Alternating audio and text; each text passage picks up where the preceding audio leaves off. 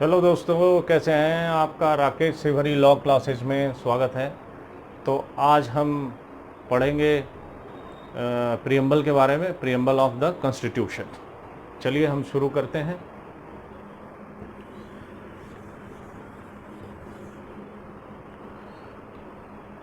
Preamble.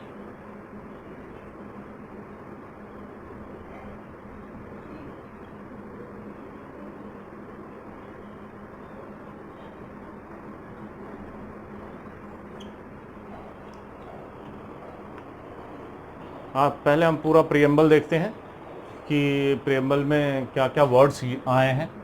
ध्यान से देखिएगा और नोट भी कीजिएगा। We the people of India.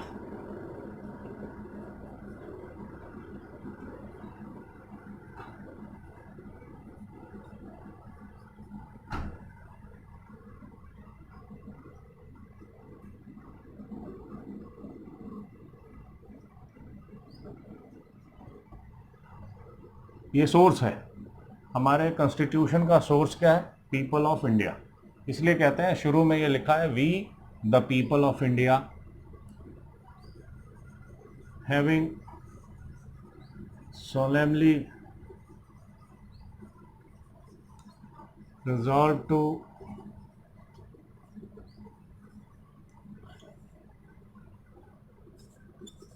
constitute India into a sovereign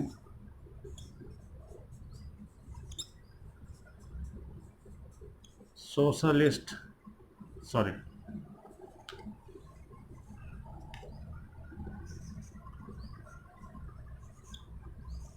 socialist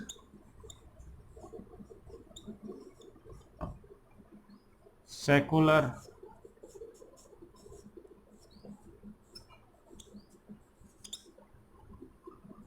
democratic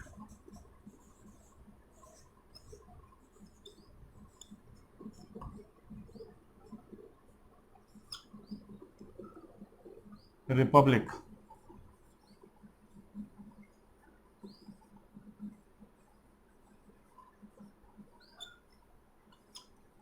We the people of India having solemnly resolved to constitute India into a sovereign, word ध्यान दीजिएगा, sovereign, socialist, secular, democratic republic।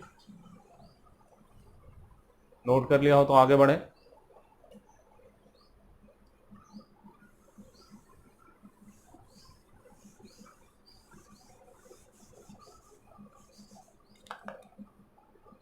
And to secure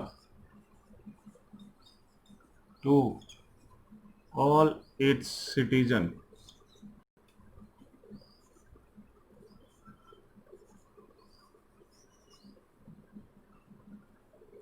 अब क्या क्या secure करना है इसके citizens को? Justice,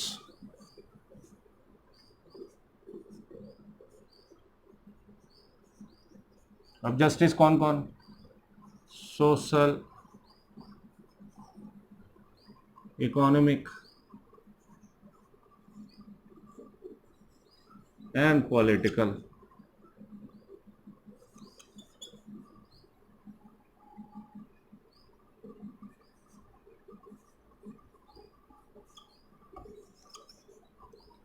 and पहले देखा we the people of India having solemnly resolved to constitute India into a sovereign socialist secular democratic republic, ये 5 वर्ड हैं। And to secure to all its citizens justice, social, economic and political. इसके बाद देखते हैं justice के बाद liberty. पहला है justice, social, economic and political justice secure करना है। उसके बाद लिबर्टी है,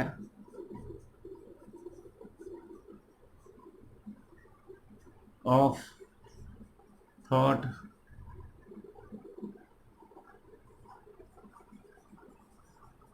एक्सप्रेशन,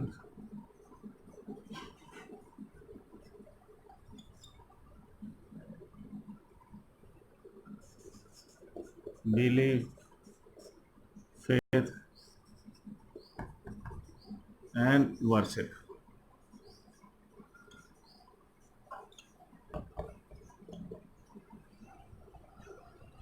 ये सिक्योर करना है। दूसरा, पहला जस्टिस था, दूसरा लिबर्टी, तीसरा है equality.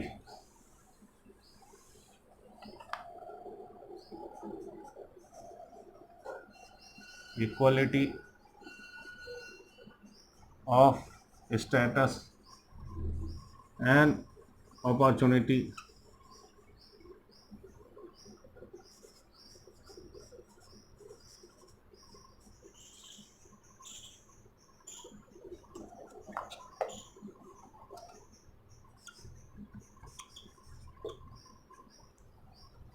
and to promote among them all.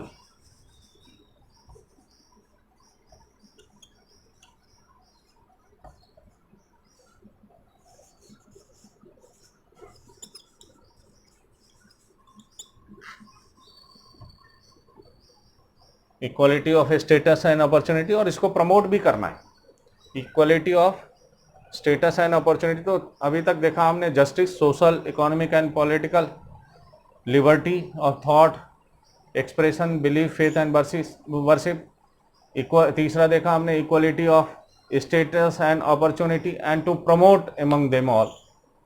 और लास्ट वन है fraternity.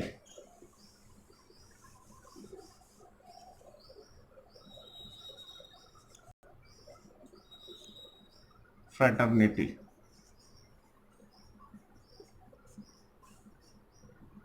assuring the dignity of the individual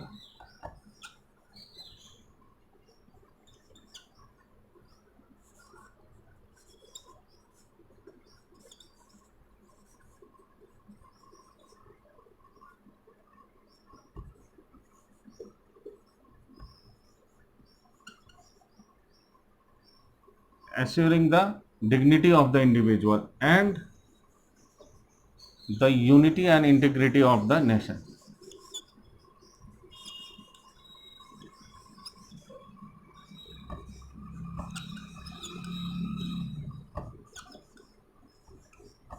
And of nation.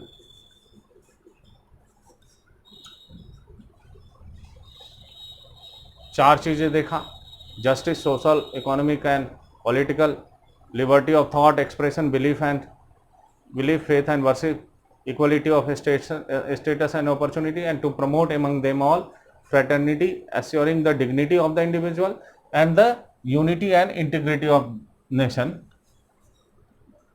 ये सिक्योर करना है, ये चार चीजें सारे सिटीजन्स को। इन आर कंस्टिट्यूएंट असेंबली, ये कॉन्स्टिट्यूएंट असेंबली बनाया गया था कॉन्स्टिट्यूशन को ड्राफ्ट करने के लिए।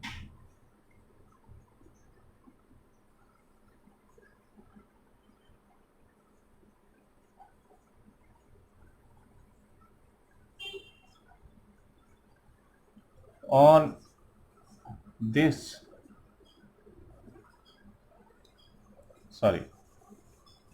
in our constituent assembly this 26th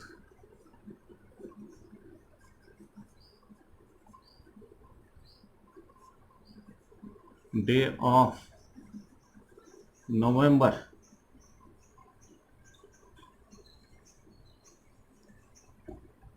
1949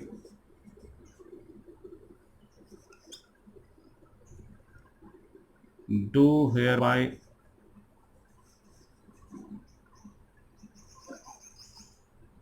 adopt, enact,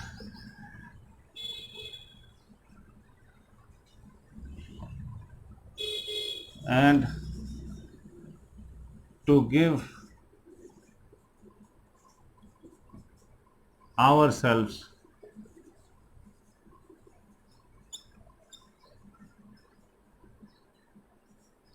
this constitution.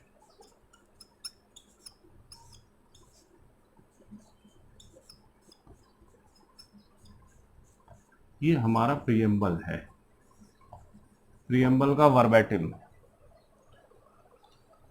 अब हम इसमें देखते हैं, ये इनैक्टिंग प्रोविज़न है कि 26 नवंबर 1949 को हम ये एडॉप्ट करते हैं, इनैक्ट करते हैं और अपने आप को ये संविधान, ये कॉन्स्टिट्यूशन इस कॉन्स्टिट्यूएंट असेंबली में हैंड ओवर करते हैं, अपने आप को लेते हैं।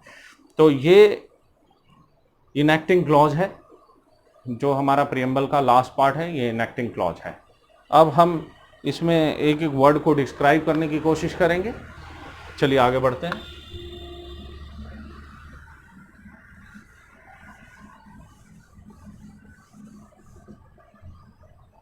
अब इसमें हम देखते हैं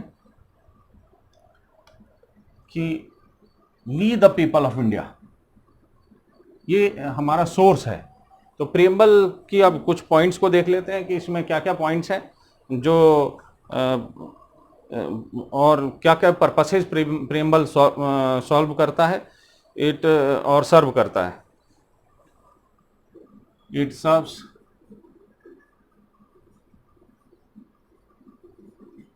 several important purposes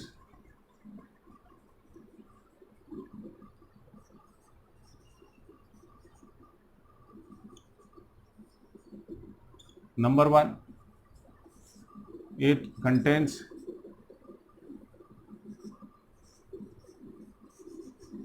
enabling provisions. It contains first enacting clause,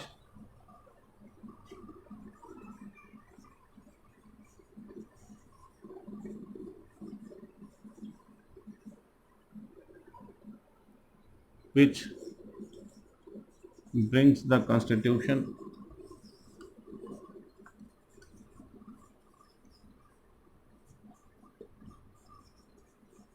into force.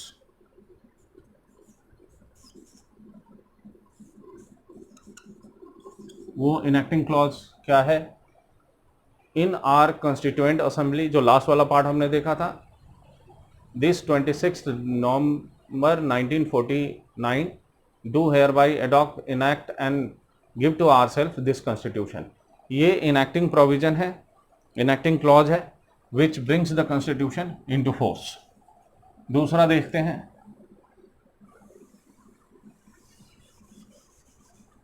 दूसरा है हमारा it declares the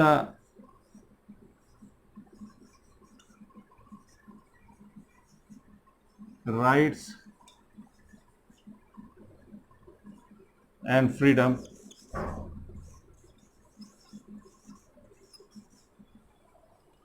it declares the rights and freedom which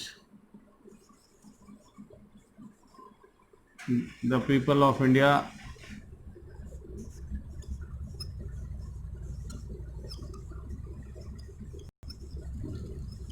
intended to, लिख लीजिए तो मैं इसको हटाऊं। It declares the rights and freedoms which the people of India intended to secure for its citizens.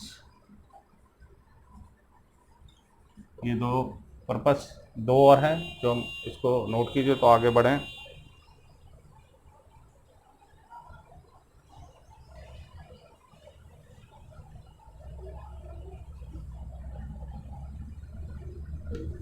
Third है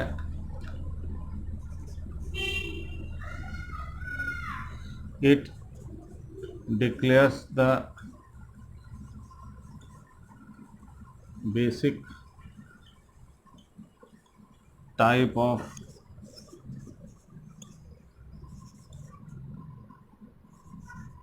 government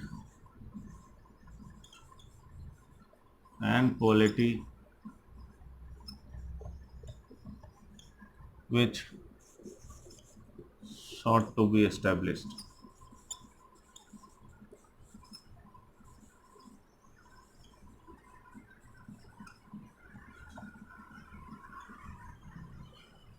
It declares the, तो preamble हमारा पहला पॉइंट हमने देखा, it declares, it contains the enacting clause. enacting clause कौन था मैंने आपको बताया, इन are constituent assembly on this 26th day of November 1949 do hereby adopt, enact and give to ourselves this constitution.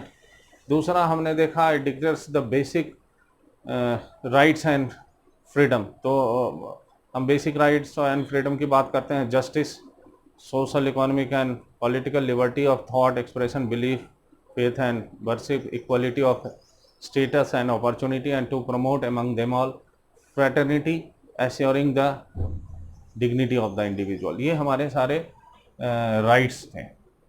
और तीसरा हमने देखा, it declares the basic type of government and polity. Basic type of governments और polity में first हमने शुरुआत में देखा प्रियम्बल में, we the people of India having solemnly resolve to, जो 5 वर्ड है, to constitute India into a sovereign, socialist, secular, democratic republic. ये 5 वर्ड्स बहुत इंपॉर्टेंट है. ये declares the basic type of government and polity की बात करता है. Sovereign, socialist, secular, democratic, republic, ये type of government and polity की बात करता है. अब हम 4th पॉइंट देखते हैं. It contains the source of this constitution.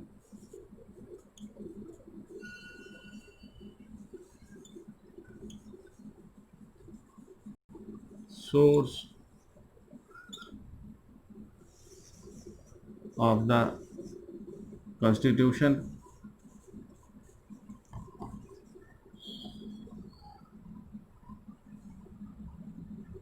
That is, अब वो क्या है source of constitution? People of India. तो ये हमने देखा कि इसका पर्पस क्या होता है, प्रियम्बल का पर्पस क्या है. अब आइए हम एक एक वर्ड को एक्सप्लेन करेंगे. इसके अंदर प्रियम्बल के अंदर क्या क्या है वो वर्ड. तो पहले हम देखते हैं सोर्स. सोर्स क्या है? The people of India. Source है पीपल ऑफ इंडिया, ये सोर्स है. इन लोगों ने बनाया है, इसलिए ये सोर्स है कॉन्स्टिट्यूशन का. और दूसरा हम देखते हैं किस टाइप की ये गवर्नमेंट और पॉलिटी की बात करता है. वो गवर्नमेंट और सॉवरेन, 5 वर्ड को देखते हैं. सॉवरेन, सॉवरेन का मतलब क्या है? और उसके बाद सोशलिस्ट,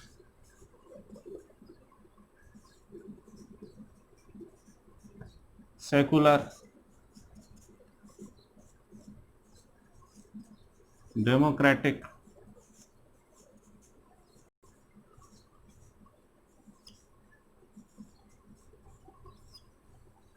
और last one is Republic.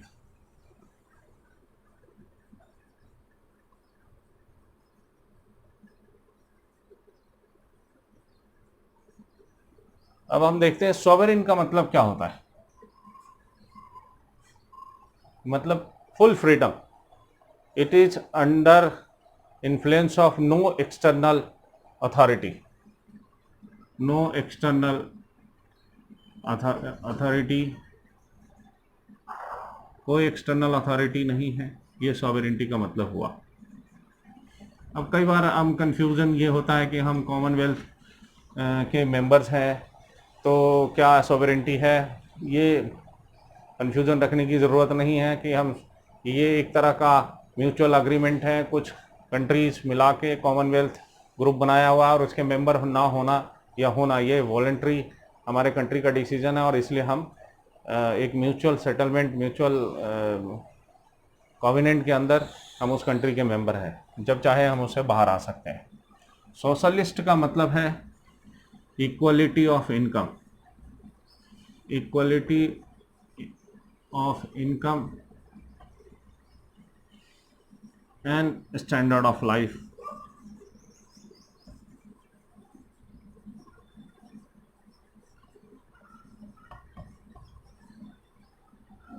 Secular का मतलब नो नेशनल रिलीजन। तो जो इसमें मेंबर होंगे वो इलेक्टेड मेंबर होंगे। ये जो है हमारा ये जो वर्ड्स हैं, जो हमने शुरुआती वर्ड्स देखा, अब हम देखते हैं आगे की जो वर्ड्स हैं इसके अंदर।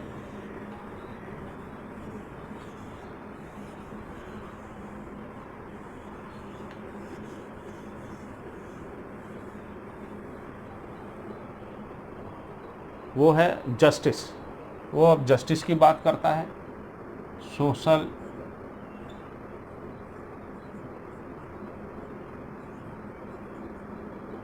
Social economic and political.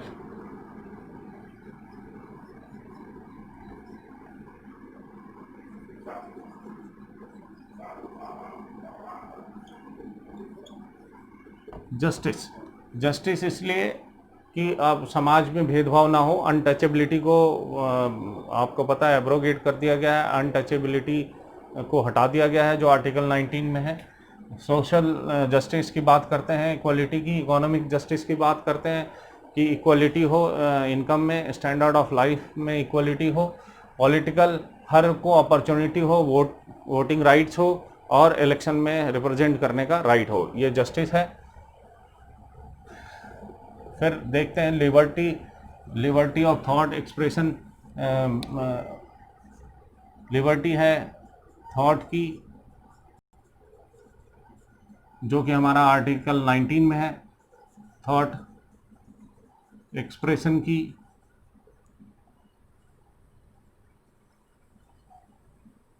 ये आर्टिकल 19 में है हमारा। बिलीफ की, किसी भी रिलीजन को फॉलो करने की, बिलीफ फेथ की फॉलो करने की और वर्शिप करने की।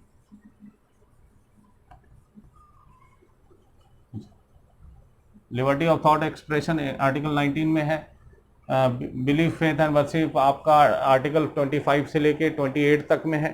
उसमें हम ये बात करते हैं कि बिलीफ और फेथ हो और वर्शिप को, अपने रिलीजन को फॉलो करने की बात है इसके अंदर।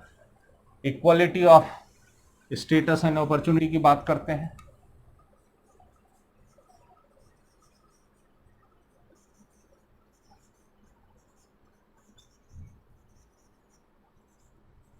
ये हमारा आर्टिकल 14, 15, 16 में है। अपॉर्चुनिटी आर्टिकल 14, 15, 16, इसमें equality of status and opportunity है। And to promote among them all same fraternity, assuring the dignity of the individual and the unity and integrity of the nation। तो जितने भी राइट्स दिए गए हैं, फंडामेंटल राइट्स, वो absolute नहीं है। उसके ऊपर कुछ लिमिटेशन एंड रेस्ट्रिक्शंस लगाए गए हैं आपको। वो लिमिटेशंस एंड रेस्ट्रिक्शंस जो है आपका लिमिटेशंस एंड रेस्ट्रिक्शंस कंट्री के यूनिटी एंड इंटीग्रिटी को ध्यान में रखते हुए लगाया गया है। अच्छा, अब दो वर्ड हम देखते हैं।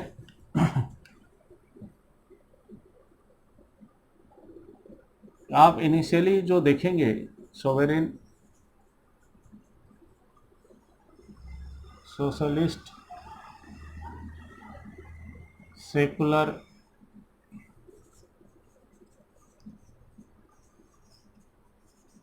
डेमोक्रेटिक,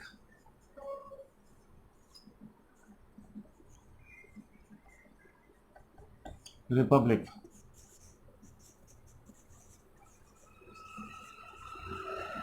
इसमें आपको मैं बताऊं कि इनिशियली ये दो वर्ड नहीं थे। ये दो वर्ड इनिशियली नहीं थे।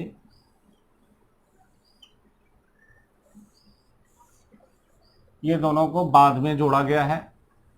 ये 42nd अमेंडमेंट था हमारा।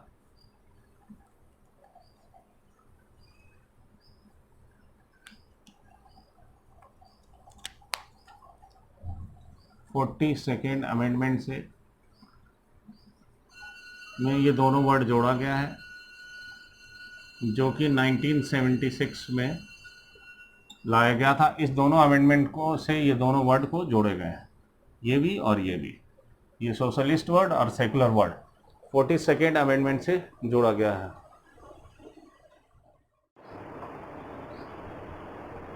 अब हम एक इम्पॉर्टेंट पार्ट देखेंगे। ये जो सोशलिज्म वर्ड डिफाइन हुआ था, इसको डीएस नकारा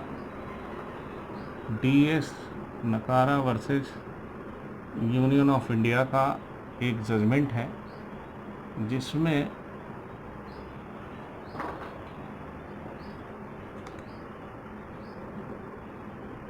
जिसमें सोशलिज्म वर्ड को डिफाइन किया गया था।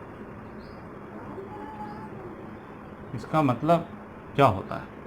इसमें डीएस नकारा वर्सेस यूनियन ऑफ इंडिया में सुप्रीम कोर्ट ने बहुत क्लियरली और डिफाइन किया है कि इक्वलिटी ऑफ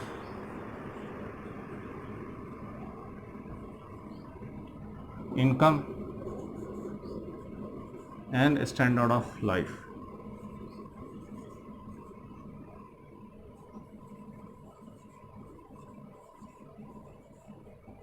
ये सोशलिज्म है। मतलब इसने साफ कहा था कि इंडिया में जो सोशलिज्म है, इसका मतलब not exclusion of private enterprises, but India में मिक्स इकोनॉमी है, प्राइवेट इंटरप्राइजेज और पब्लिक इंटरप्राइजेज दोनों साथ में हैं, अलाउड है। और सोशलिज्म का मतलब हमारा equality of income and standard of life है। अब आइए, एक जजमेंट है जिसमें अब कंफ्यूजन ये रहा, क्या प्रीएम्बल कॉन्स्टिट्यूशन का पार्ट है कि नहीं। तो प्रीएम्बल कॉन्स्टिट्यूशन का पार्ट है, ये बहुत क्लियरली एक जजमेंट, केशवानंद भारती के जजमेंट में सुप्रीम कोर्ट ने कहा था।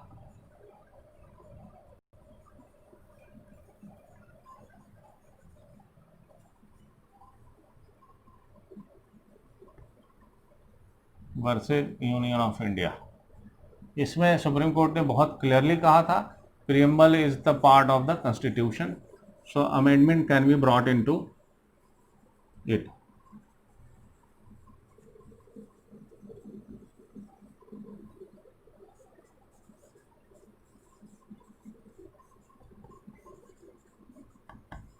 Preamble is the part of the constitution. अब कुछ जो हमने देखा कि ये बेसिक स्ट्रक्चर की बात करता है। ये बेसिक स्ट्रक्चर में हम कोई अमेंडमेंट नहीं ला सकते हैं, लेकिन जिससे हमारे कॉन्स्टिट्यूशन के बेसिक स्ट्रक्चर पे कोई फर्क नहीं पड़ता, उसको अमेंड किया जा सकता है। ये बात भी केशवानंद भारती जजमेंट में कहा गया था। अब सॉवरेनिटी, सोशलिज्म, सेकुलरिज्म, डेमोक्रेटिक और रिपब्लिक, ये बेसिक स्ट्रक्चर हैं कॉन्स्टिट्यूशन के। ये SR Bommai versus union of India का जो जजमेंट है, उसमें भी कहा गया है, एसआर बोमई